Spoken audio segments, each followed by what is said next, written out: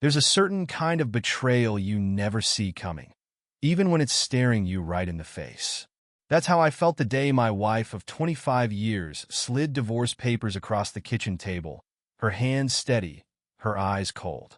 "David, I'm not asking for much," she said, her voice smooth as butter. "The house, the cars, the money, you can keep it all. Just sign these and we can end this cleanly in 3 months." I didn't touch the papers, didn't say a word. My eyes locked on hers, searching for a crack in the mask she wore. "Did you hear me, David?" She snapped, her tone sharper now. "This doesn't have to be messy. Just sign them."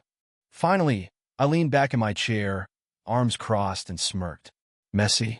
You mean like handing divorce papers to your husband out of the blue? You don't think that's messy?" She hesitated for the first time, looking away.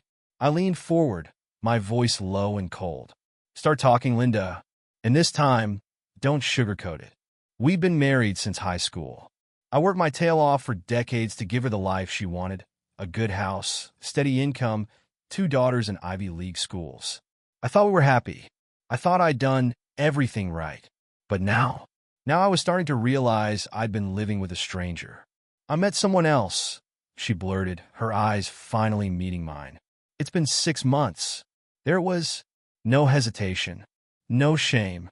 I felt the blood rush to my head, my jaw tightening as the words hung in the air. "And you thought now was the best time to tell me?" I asked, my voice calm but seething. "You thought I'd just sit here, sign the papers, and wish you all the best? Tell me, Linda, what kind of man do you take me for?" Her gaze hardened. "You've always been a good husband, David. But I needed more than grocery management, more than the same house and the same life year after year. I wanted ambition, excitement." I laughed, short, bitter, and humorless. "Ambition? Excitement? You think your fling is going to give you that?" "You wouldn't understand," she said defensively, crossing her arms like she was the victim in all of this. "No, Linda, I think I understand perfectly. I gave you everything. I turned down promotions, I worked long hours, I made sacrifices to keep our family together. And you threw it all away. For what? A shiny new toy." Her jaw clenched, but she stayed silent. I grabbed the pen, scrawled my signature on every line she'd marked, and slammed the papers down on the table. "Take your excitement, Linda, but don't come crying to me when the shine wears off." I stood, walking to the door. She called after me, her voice breaking.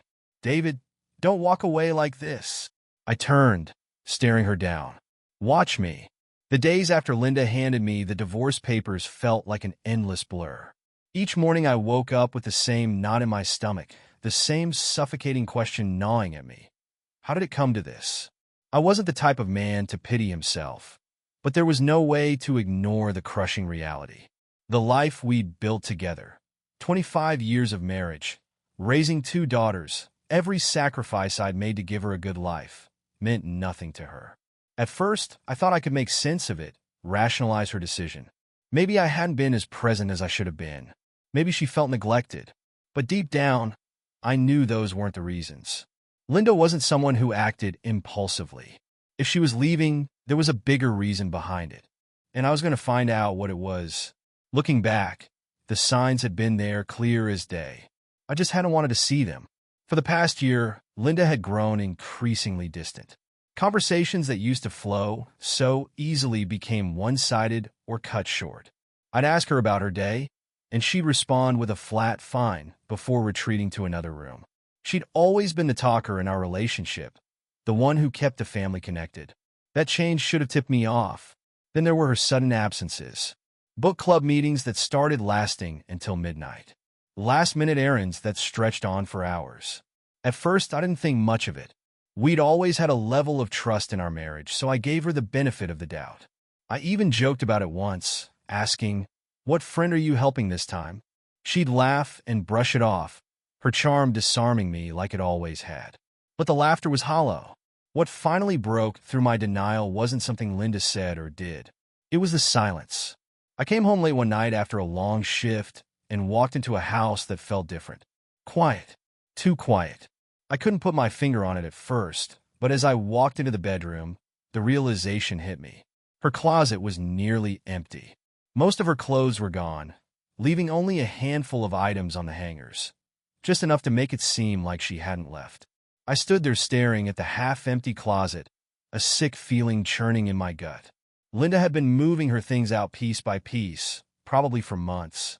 The next discovery came a few nights later. I was sitting in the kitchen, trying to distract myself with paperwork, when I found an out-of-place credit card statement tucked into a drawer. Linda always kept things neat and organized, so the disarray immediately caught my attention. The charges on the statement felt like a punch to the gut. Dinners at high-end restaurants, boutique hotel stays, and purchases from luxury stores I'd never heard of. None of it was familiar. None of it was for me. That's when it became clear. Linda wasn't just spending time with someone else. She was building a life with him.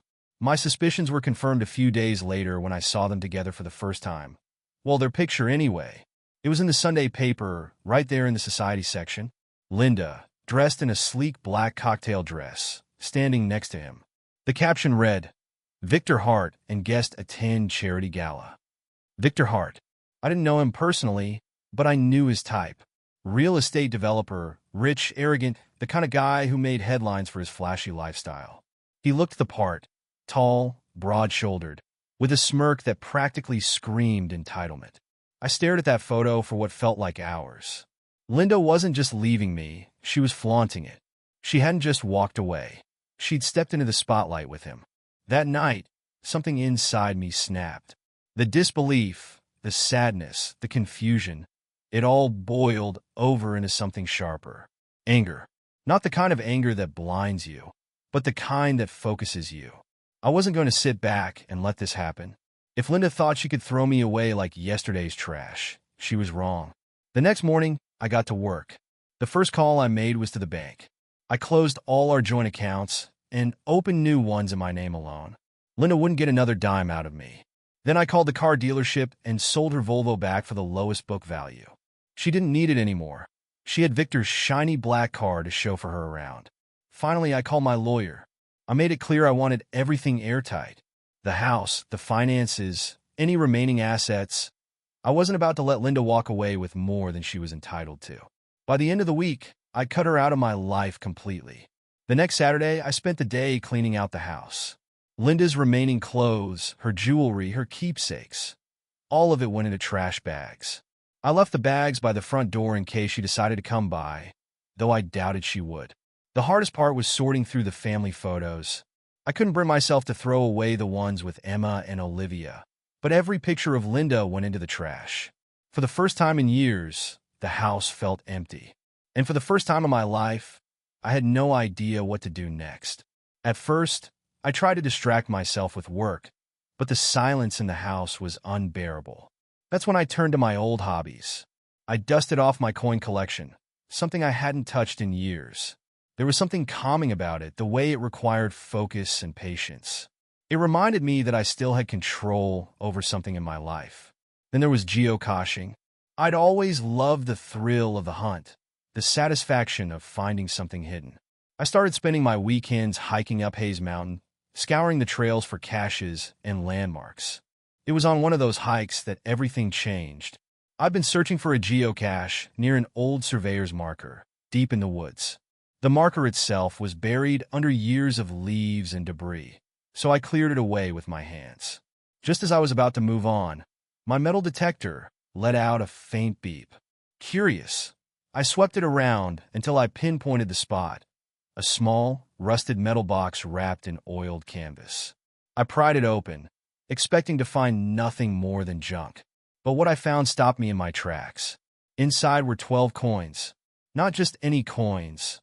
Large cents, minted in the late 1700s and early 1800s. They were old, rare, and in pristine condition. Even with my limited knowledge, I could tell they were worth a fortune. That night, I stayed up researching the coins, scanning each one carefully. By dawn, I knew what I had, a treasure worth millions.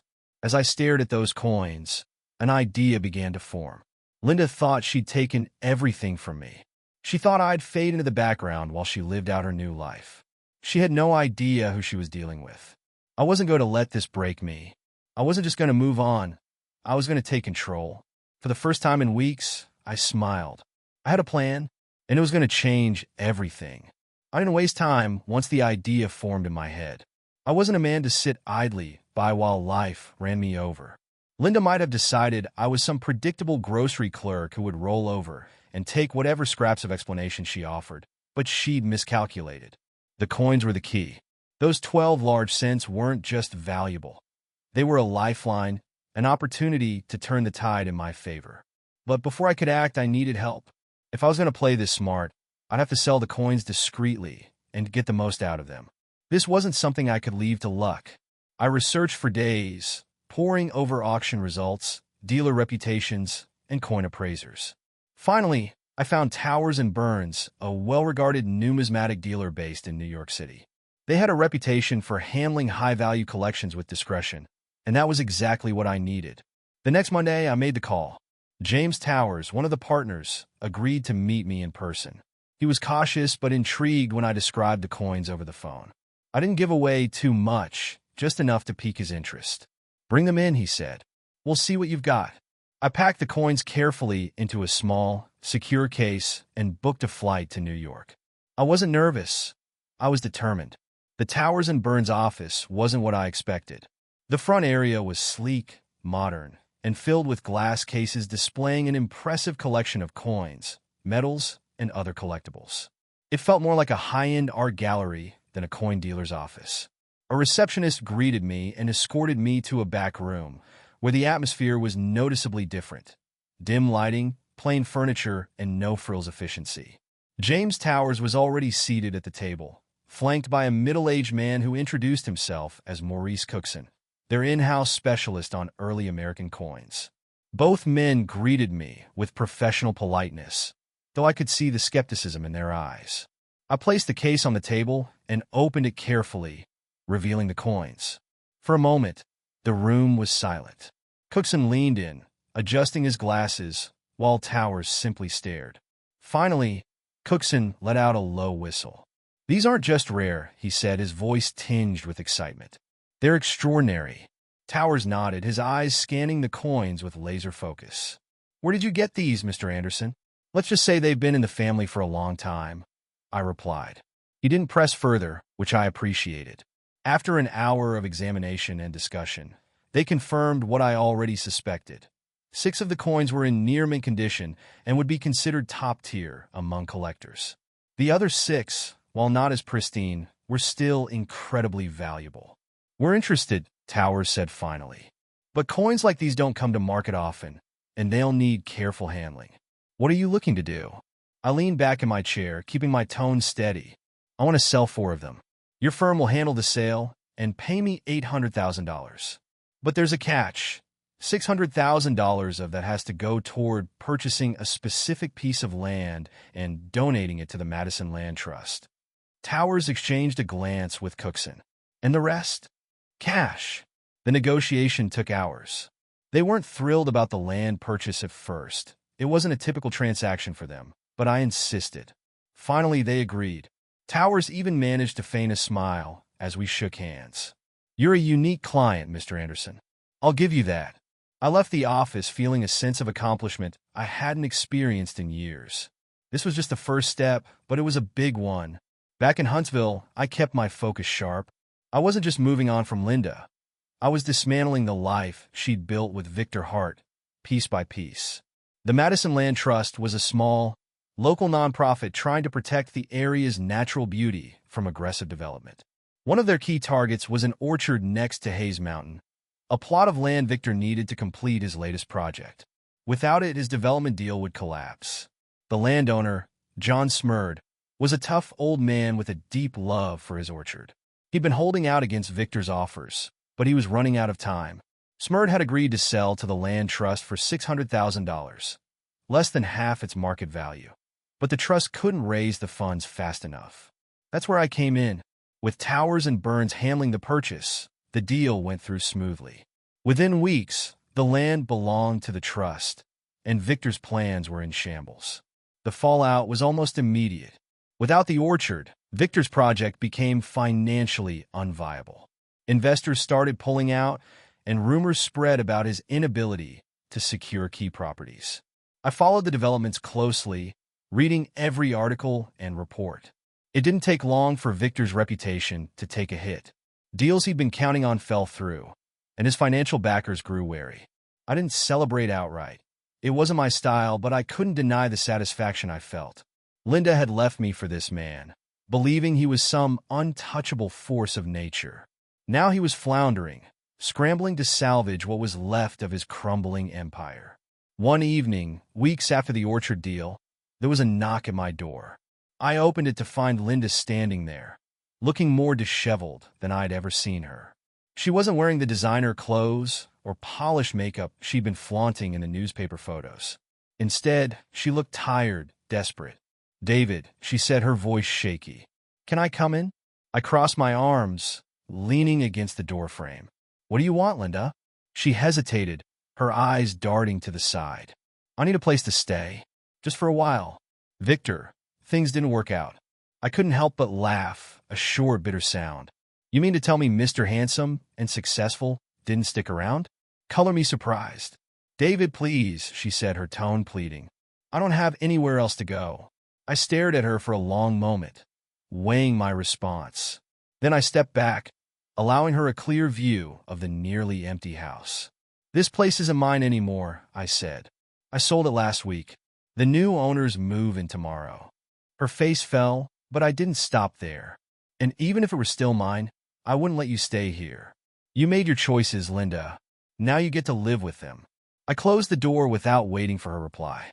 The next morning, as I packed up the last of my belongings, I felt lighter than I had in years. The house no longer felt like a monument to everything I'd lost. It was just a place, one I was ready to leave behind. As I drove away, my phone buzzed. It was Emma, my daughter. "Hey, Dad," she said, her voice cheerful. "You'll never guess what I just heard." "What's that?" "Victor skipped town. Mom's stuck with nothing. No money, no car, and a mountain of bills." I smiled, the kind of smile that came from deep inside. "Well," I said, "I guess that's what happens when you bet on the wrong man." And for the first time in months, I felt like I'd won. Leaving the old house behind felt like shedding a heavy, suffocating skin. I had spent months stripping it of anything tied to Linda, turning it from a home into just another piece of property. Driving away, I didn't look back. The house had been sold, the divorce finalized, and I was heading towards something new, something that was mine alone. The next chapter of my life was waiting in New York City. A job offer had come from my company's main office, something I never would have considered before. Back when Linda and I were together, I had turned down every opportunity for a promotion that would have required us to move. She hadn't wanted to uproot our life, and I'd gone along with it, thinking stability was the foundation of a strong marriage. Now, that stability had been an illusion. The move felt like the right call. It wasn't just about the promotion or the salary increase. It was a clean slate, a chance to leave the wreckage of my old life behind and start over on my own terms. When I arrived in the city, the company had arranged a corporate apartment for me, a sterile space that smelled faintly of fresh paint and disinfectant. It wasn't much, but it was temporary. I had bigger things to focus on, like settling into my new role. Work had always been something I could control, and I threw myself into it with the kind of focus that surprised even me. Long hours, detailed reports, and meetings filled my days. I didn't mind. It kept me from thinking too much about the past. But it wasn't all business. One evening, a week after I moved in, I received an unexpected call. It was James Towers from Towers and Burns. "Mr. Anderson," he began, his tone as smooth as ever, "I have some good news regarding the coins you left with us." I leaned back in my chair, intrigued. "Let's hear it."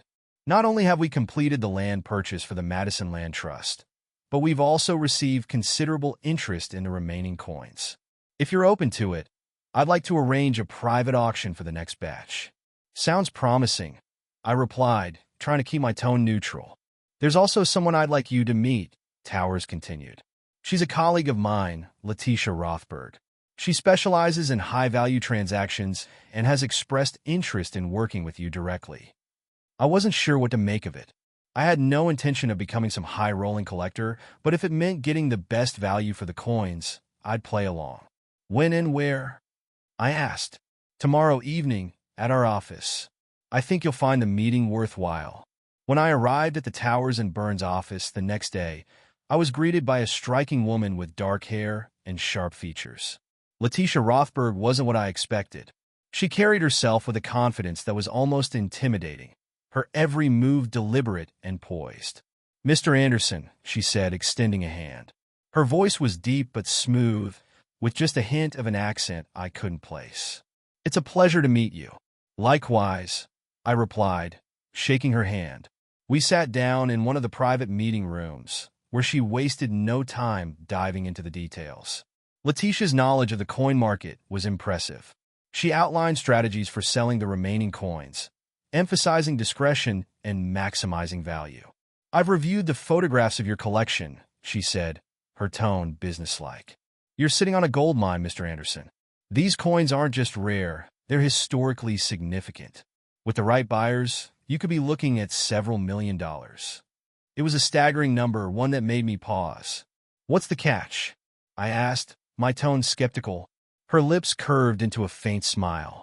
"No catch. Just my expertise and a small commission, of course." Letitia was more than just a skilled dealer. Over the next few weeks, we worked closely together to prepare for the auctions. She had a knack for making things happen, whether it was connecting with buyers or navigating the labyrinthine world of high-value transactions. But what surprised me most was how easy she was to talk to. Outside of business, she had a sharp wit and a dry sense of humor that caught me off guard. Over late dinners after long meetings, we started sharing more than just business details. I told her about Linda, the divorce, and the mess that had led me to this point. She listened without judgment, her dark eyes focused and unwavering. "Sounds like you've been through hell," she said one night, swirling her glass of wine. I shrugged. "It wasn't easy, but I'm here now. That's what matters." She studied me for a moment, then nodded. "Fair enough. But let me give you some advice, David. Don't let the past define you. It's a lesson I learned the hard way." There was something in her tone, something personal, but she didn't elaborate, and I didn't press her. As the auctions progressed, the numbers became almost surreal. The remaining coins fetched prices that exceeded even Letitia's estimates. With each sale, my bank account grew, but it wasn't the money that gave me satisfaction. It was the knowledge that I'd turned something buried and forgotten into an opportunity to rebuild my life. But Letitia wasn't just interested in the coins. One evening, after wrapping up a particularly successful auction, she leaned back in her chair, her expression contemplative. "You know," she began, her tone casual but pointed, "I've worked with a lot of clients over the years. Most of them are predictable, greedy, self-serving, always looking for an edge. And where do I fit in?" I asked, raising an eyebrow. "You're different," she said simply. "You're not chasing money or status. You're doing this for something deeper." Her words caught me off guard, but I didn't let it show. Maybe I'm just a man trying to make the best of a bad situation. Her smile was faint but genuine. Maybe. The turning point came a few weeks later, when Letitia invited me to a charity event she was sponsoring. It was a formal affair, the kind of high society gathering I would have avoided like the plague in my old life. But something about the way she asked made it hard to say no. The event was held in a grand ballroom, the kind of place where every detail screamed luxury. Letitia was in her element, gliding through the crowd with effortless grace. She introduced me to people I never thought I'd meet, investors, philanthropists, even a few politicians. For the first time in years, I felt like I belonged. As the night wore on, Letitia and I found ourselves on the balcony, overlooking the glittering city skyline. The conversation turned personal again, as it often did when we were alone. "You know," she said, her voice soft, "you've come a long way since we first met." I chuckled. I had good guidance. She smiled, but there was a hint of vulnerability in her eyes. "Maybe, but I think you would have found your way regardless." For a moment, we just stood there, the city stretching out before us.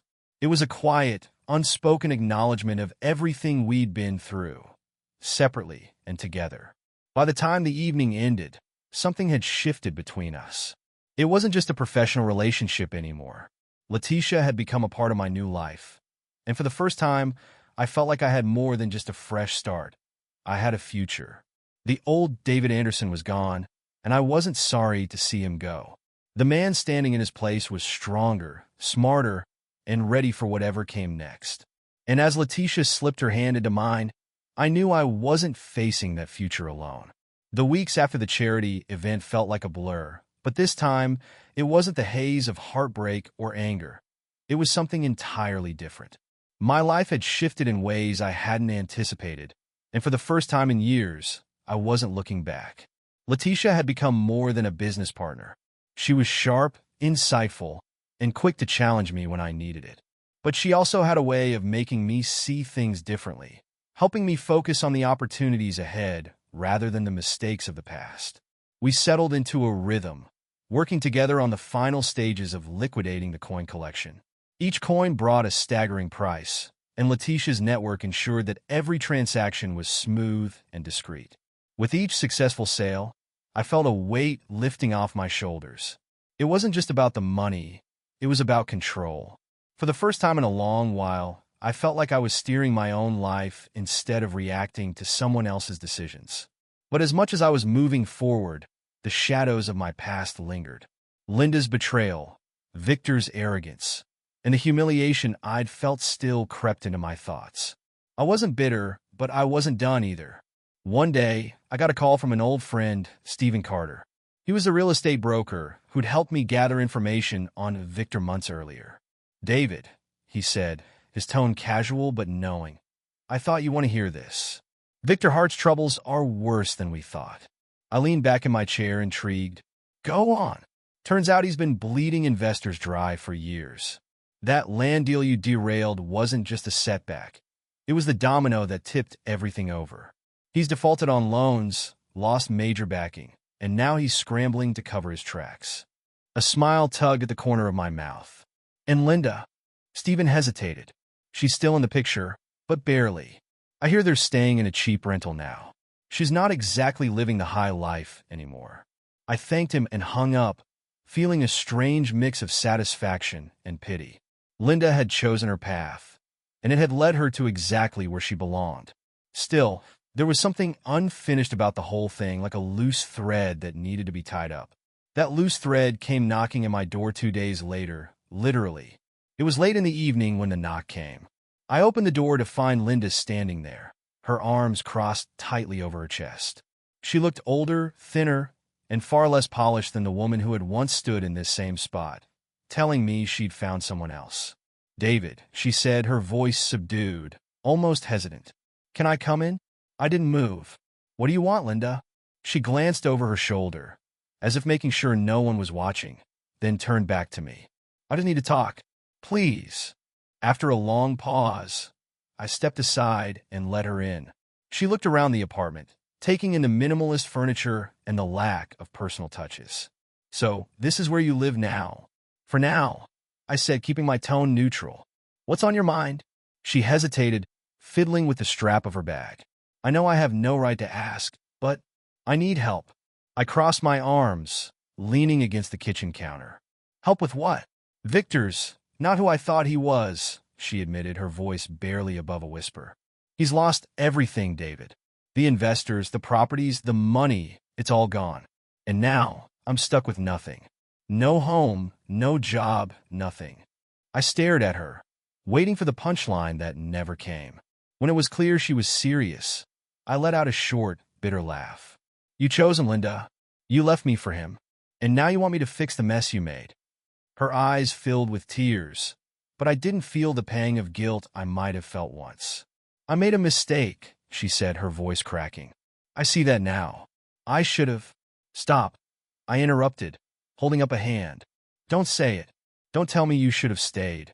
You made your choice, Linda. You picked him, knowing exactly what you were walking away from. And now you want me to swoop in and save you." "I don't have anywhere else to go," she whispered. I shook my head, my anger giving way to something colder. "I'm sorry, Linda, but I'm not your safety net anymore." She looked at me, her expression a mixture of desperation and regret. But I wasn't moved. "Goodbye, Linda," I said firmly, opening the door and gesturing for her to leave. She didn't argue. With a defeated nod, she stepped out into the hallway. After Linda left, I sat in silence, reflecting on the encounter. A part of me had wanted to lash out, to throw every hurtful word she'd ever said back in her face. But I hadn't needed to. Life had done that for me. Instead of feeling triumphant, I felt free. For the first time since this whole mess began, I realized I wasn't carrying the weight of her betrayal anymore. Linda was no longer a part of my life, and I was better off for it. The next morning, I met Letitia for coffee. She had a way of cutting through the noise, of getting straight to the heart of things without sugarcoating it. "You look lighter," she said, studying me over the rim of her cup. "I feel lighter," I admitted. She tilted her head, a faint smile playing on her lips. "What changed?" "Closure," I said simply. She nodded, as if that made perfect sense. "Good. Now, what's next for you?"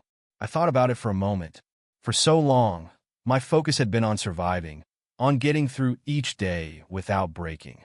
But now, for the first time, I felt like I could look ahead. "I think it's time to start living again," I said finally. Her smile widened, and for a brief moment, I saw something in her eyes, pride, maybe, or understanding. "Then let's make it happen." Over the next few weeks, Letitia and I grew closer. What started as a professional relationship had evolved into something deeper, something neither of us had planned for. She had a sharp mind and a sharp tongue, but there was a kindness to her that she rarely let people see.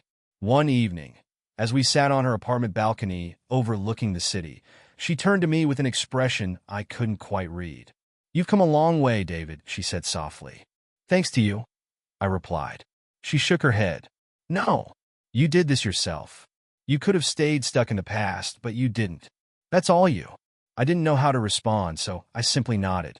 For the first time in years, I wasn't defined by my failures or my losses. I wasn't Linda's husband or Victor's rival. I was just me, and for the first time, that felt like enough. The road ahead was still uncertain, but I wasn't afraid of it anymore.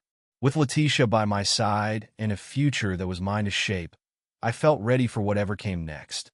As I sat there, watching the city lights flicker in the distance, I realized something important. Life wasn't about what you lost. It was about what you chose to rebuild. And I was finally ready to rebuild mine. After Linda's visit, I thought I'd seen the last of her. Closing the door on her that night felt like shutting a chapter I'd been unwilling to end for too long. But life has a way of circling back, tying up loose ends in ways you don't expect. A week later, I was sitting in my apartment, finishing up a report for work, when my phone buzzed. It was Emma, my eldest daughter. "Hey, Dad," she said, her tone light but with a hint of something behind it. "What's going on, Em?" I asked, setting my laptop aside. "It's Mom," she said. "She called us." That got my attention. Linda hadn't reached out to the girls much since the divorce, and when she did, it was usually brief. "What did she want?" "She said she's leaving town. Something about starting over." I leaned back in my chair, letting the words sink in. "Did she say where she's going?" "No, just that she needed a fresh start." Emma paused, then added, "Sandy and I told her we'd help, but she turned us down. I think she feels embarrassed. Or maybe it's pride." "Probably both," I said. We talked a little longer before saying our goodbyes. When I hung up, I couldn't help but feel a strange mix of emotions. Relief, sure, but also a trace of something else. Pity, maybe? Linda had always been proud, sometimes to her own detriment. She'd made her choices, and now she was dealing with the fallout. As much as I wanted to leave it at that, a part of me couldn't shake the feeling that she'd hit rock bottom. A few days later, I met Letitia for dinner. We'd started spending more time together outside of work, and I found her company refreshing. She had a way of grounding me, making everything seem less complicated than it actually was. "Your mind's somewhere else tonight," she said, studying me over her glass of wine. I shrugged, just thinking about Linda. Her brow arched slightly. "Still," she called the girls, told them she's leaving town. Letitia set her glass down, leaning forward. "And you're worried about her?" I hesitated. "Not worried exactly. Just, I don't know, curious."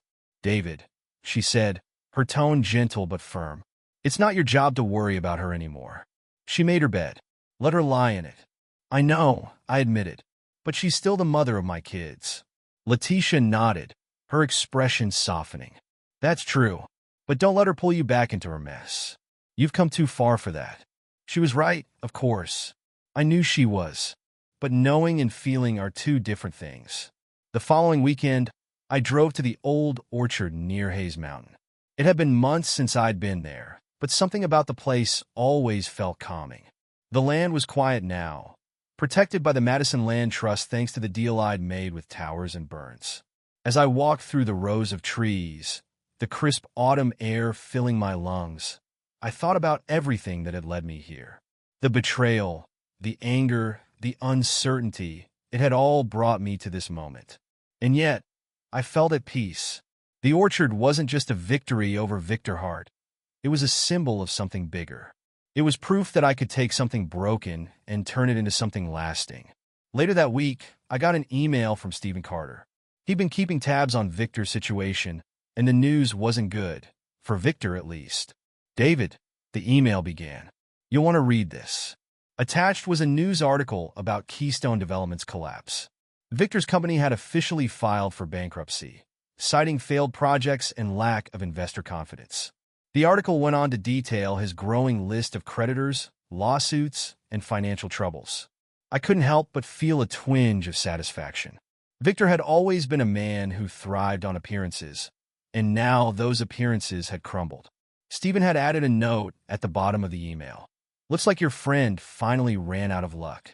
Drinks on me next time you're in town." I chuckled, shaking my head. The final loose thread in all of this came a few weeks later, in the form of an unexpected letter. It arrived in a plain white envelope with no return address. I almost didn't open it, thinking it was junk mail. But when I saw Linda's handwriting on the first line, I froze. "David," it began, "I don't know if you'll even read this, but I needed to write it anyway. I made a mess of things. More than a mess. I destroyed the life we built together. And for what? A fantasy. I thought I was chasing something better, something more exciting. But all I did was lose myself along the way." The letter went on, a mix of apologies and admissions. She talked about Victor, how his charm had masked his selfishness, how quickly his promises had turned into lies. She admitted that she'd been blinded by her own pride, too stubborn to see the truth until it was too late. But what struck me most wasn't her regret. It was her acknowledgement of what I'd done for her. "You were a better man than I ever gave you credit for. I see that now. You worked hard, you sacrificed, and you never asked for anything in return. I didn't deserve you, David, and I didn't deserve the life we had together." By the time I finished reading, I wasn't sure how to feel. The anger I'd once carried had faded, replaced by something more complicated. Forgiveness? Maybe. But forgiveness didn't mean forgetting. I didn't write back. I didn't need to. Linda's words were enough, and I knew they came from a place of genuine regret. But they didn't change anything. The life we'd shared was over, and I had no intention of revisiting it. Instead, I focused on what lay ahead. My relationship with Letitia continued to grow, and it wasn't long before we started talking about the future, not just individually, but together. She was sharp, ambitious, and fiercely independent, but she also had a warmth that few people got to see. One evening, as we sat on her balcony overlooking the city, she turned to me with a thoughtful expression. "What's next for you, David?" she asked.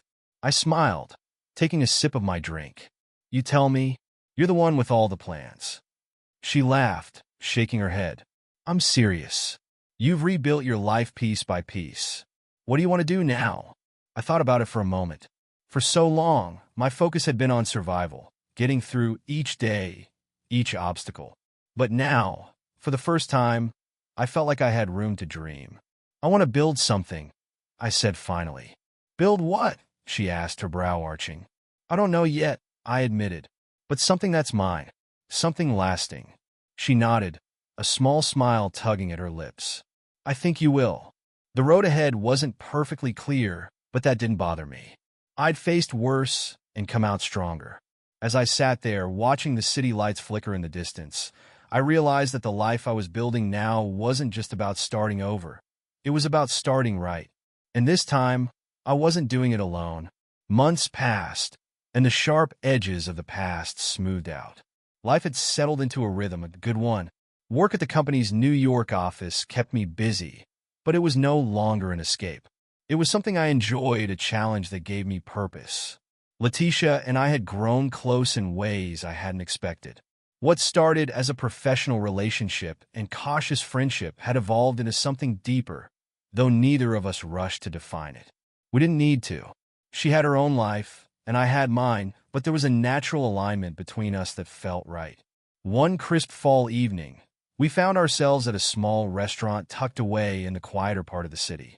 Letitia had insisted on introducing me to her favorite spot, a place where the waiters knew her by name, and the lighting was dim enough to make you forget the chaos outside. "You seem different these days," she said over her glass of wine, studying me with that piercing gaze of hers. "How so?" "More grounded. Less burdened." I considered her words. "I think I've finally let it all go," I admitted. She smiled, a knowing look in her eyes. "That's a big step, you know. Most people carry their past like a badge. Or worse, a weight they refuse to set down." "I carried it for long enough," I said. "But it doesn't define me anymore. That's the difference." Her smile widened, but she didn't say anything. She didn't need to. The next weekend, I decided to drive upstate to see Emma and Sandy. It had been months since we'd all been in the same place, and they were excited to show me their new apartment near Columbia. The girls had always been close, but the years apart, first during college and then as they began building their own lives, had strengthened their bond in ways I hadn't expected. When I arrived, they greeted me with the same warmth they'd had as children, pulling me into a hug the moment I stepped through the door. "Dad, you made it," Emma said, practically bouncing on her heels. "You didn't get lost, did you?" Sandy teased, taking my coat. Their apartment was small but cozy, filled with personal touches that made it feel like home. Photos of the two of them lined the walls, alongside bookshelves crammed with everything from classic literature to business texts. We spent the afternoon catching up, talking about their jobs, their plans, and their lives. It was the kind of easy, unhurried conversation I'd missed during the chaos of the last year. At one point, Sandy brought up something that made me pause.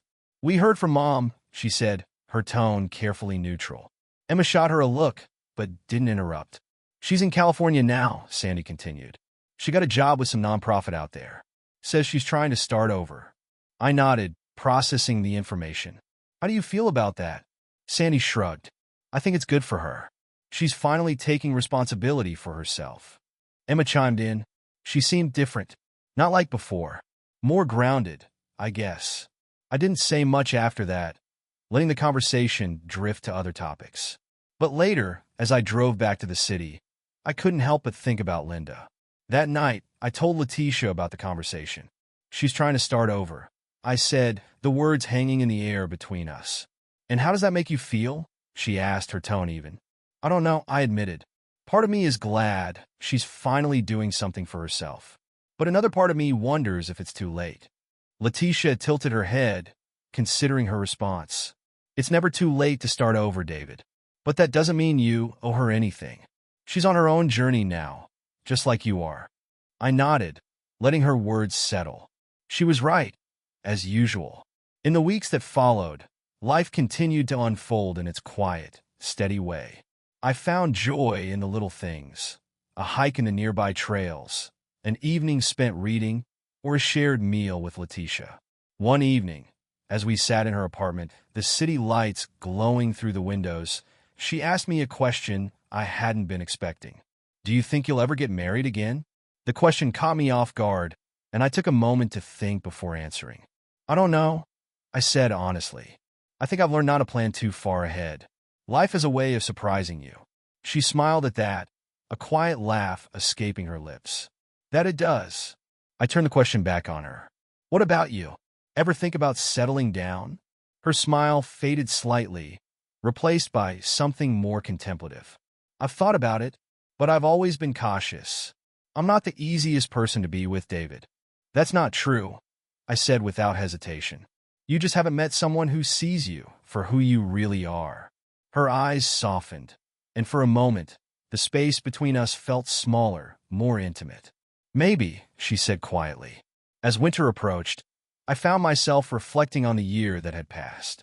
It had been one of the hardest of my life, but also one of the most transformative. The man who had walked out of that suburban house months ago was a shadow of the person I'd become. He was angry, lost, and defined by what had been taken from him. The man sitting here now? He was something else entirely. I wasn't just surviving, I was thriving. And for the first time in a long time, I wasn't afraid of what lay ahead. Life didn't feel perfect, but it felt real. And that was enough. Winter came quietly that year, and with it, a sense of peace I hadn't felt in decades. The city was draped in frost, the streets alive with holiday lights, and for the first time, I allowed myself to stop and take it all in. The chaos of the last year had finally settled. The anger, the betrayal, the uncertainty, they were no longer weights pressing down on me. Instead, they had become stepping stones, each one leading me closer to the life I was building. I spent Christmas with Emma and Sandy, laughing over dinner in their apartment. They teased me about my new city life and how I'd finally started dressing like I belonged in New York. We even FaceTimed Linda for a few minutes. It wasn't awkward or tense. It was just a brief exchange of well wishes, a reminder that while our chapter was over, the story wasn't erased entirely. After the holidays, I returned to my apartment to find Letitia waiting with 2 cups of coffee. She'd stayed behind to finish work on a project, but insisted on ringing in the new year together. "Do you ever think about what's next?" she asked as we watched the fireworks light up the skyline. "All the time," I admitted. And I smiled, turning to face her. "I think it's time to stop overthinking it and just let it happen." She laughed, that soft, genuine laugh I'd grown to love. "I think you're finally starting to figure things out, David." Maybe I was. As the fireworks faded, we sat there in comfortable silence, the city stretching out before us. I didn't know exactly what the future held, but for the first time, I wasn't afraid of it. Because the man sitting here, sipping coffee and watching the world light up, wasn't defined by his past anymore. He was simply ready for whatever came next,